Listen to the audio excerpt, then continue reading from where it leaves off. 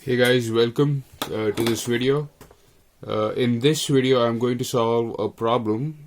This specific problem is very interesting, and the following problem is very interesting as well. So, the problem is 1.12. This is from class 12th NCERT Physics, Part 1, and the chapter is electric charges.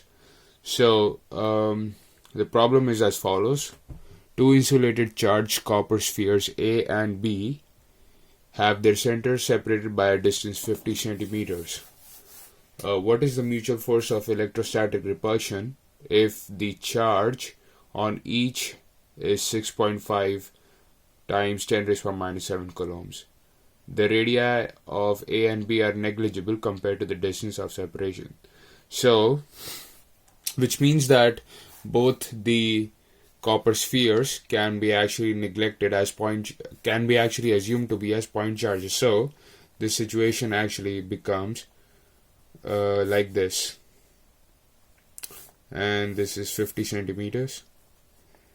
So Q is the same, which is 6.5 times 10 raised to the minus 7 coulombs.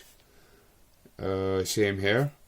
So we know, in order to calculate the force of electrostatic repulsion, which would be equal and opposite according to Newton's third law, we apply the formula. So this is F equals 1 by 4 pi epsilon 0 Q squared, Q times Q, so the charge is the same, Q squared by the radius squared.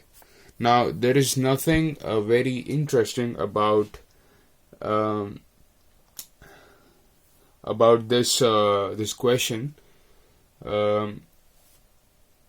except we just use this formula, we plug in the values and we get the answer. So yeah, so we can plug in the values and you can calculate by having 1 by 4 pi epsilon 0, plug in the values and you can easily calculate the value, the force. However, for the next part, for the B part, one can actually calculate what happens if the charge is doubled and the distance between them is halved. So this new force, let's call that F prime.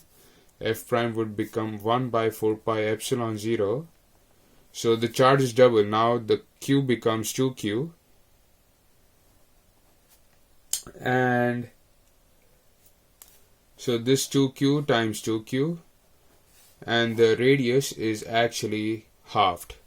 So the radius becomes half. So Q1, Q2 by R squared. So we have just used this formula and we have plugged in the new charges. And this F prime becomes, so this becomes 4Q squared upon, so this is in the denominator.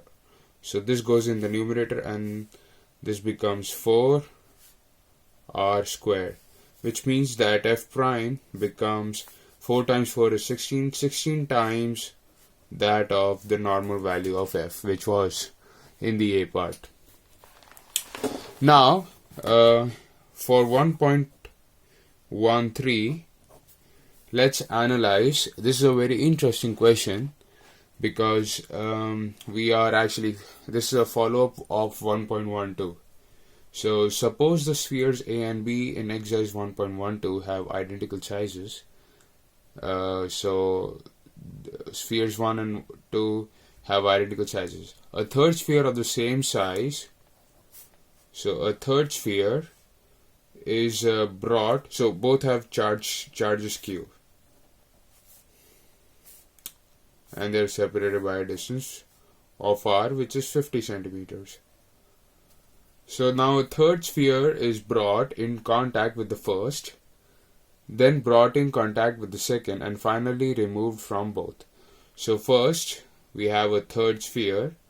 This is brought in contact with so number 1, so 3 touches 1.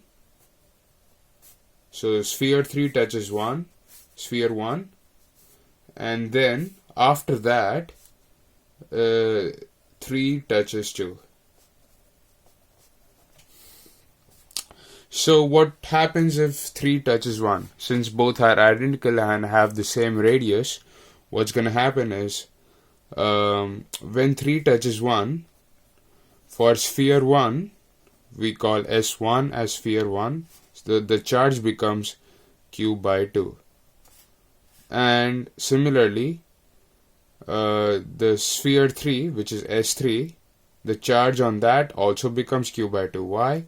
Because both the spheres are identical, and yeah, the charge is just gonna half itself out, because as soon as the both spheres come into contact with each other, this is again a new entity, and since it's a copper sphere, the charge is going to get transferred since it is a conductor. So, and both spheres are identical, so it's just gonna get halved. The total charge is going to get halved according to the principle of conservation of charge. So the charge is going to get halved. Now in the second step, what happens is, then the third sphere is removed from the first sphere and then is brought in contact with the second sphere. So now the second sphere already has a charge of Q. So what happens when 3 touches 2? So S2, so S2 has a charge of Q over 2, and S3 has a charge of Q.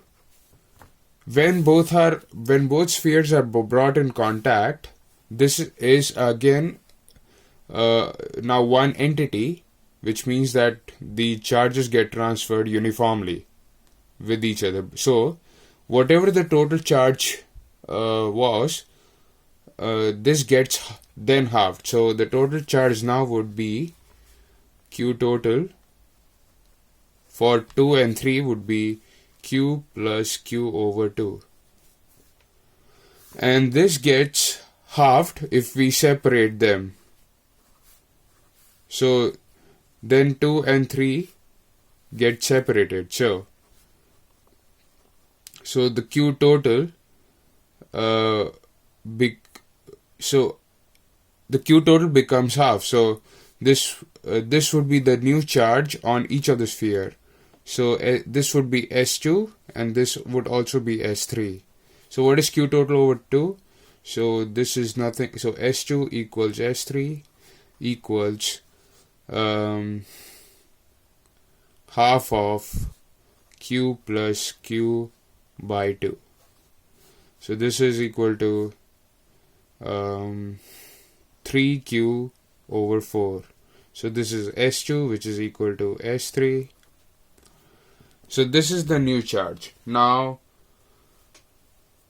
what is the new force of repulsion between A and B? So then the third sphere is removed, and we are assuming that it is removed entirely from the setup. So we are again left with charges separated by the distance r. So here this is S1 and S2. We know that S2 is 3Q by 4 and S1 is Q over 2 in this scenario. So now the force of attraction becomes F equals 1 by 4 pi epsilon 0 Q1 Q2 over R squared. So this becomes, so let's call it F double prime because this is the new force. This is different from the F which was solved here. So this is RF over here, and we are now gonna solve for F double prime, which is nothing. So we're gonna solve for the new force F double prime, which is nothing but Q1 Q2 by R squared times 1 by 4 pi epsilon 0. We know Q1 is Q over 2, the new charge, after we used a third sphere to come into contact with the first sphere and the second sphere. And the second sphere has a charge of 3Q by 4, which we just calculated. So the the new force would be 1 by 4 pi epsilon 0. Q1 is Q over 2 and Q2 is 3Q over 4 by R squared. The radius remains the same.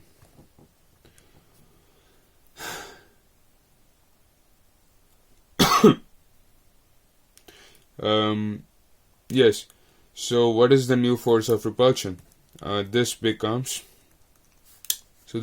Q squared, and 3 by 8 comes out, so this is 3 over 8 by R squared. So F double prime becomes 3 over 8 of F, which was the original force F when both were just present like that, and there was no involvement of a third sphere, which and this new force is actually 3/8 of F, which makes sense. This is less than the original force. This makes sense because when we introduce a third sphere, some of the charge was actually taken away from the both original spheres.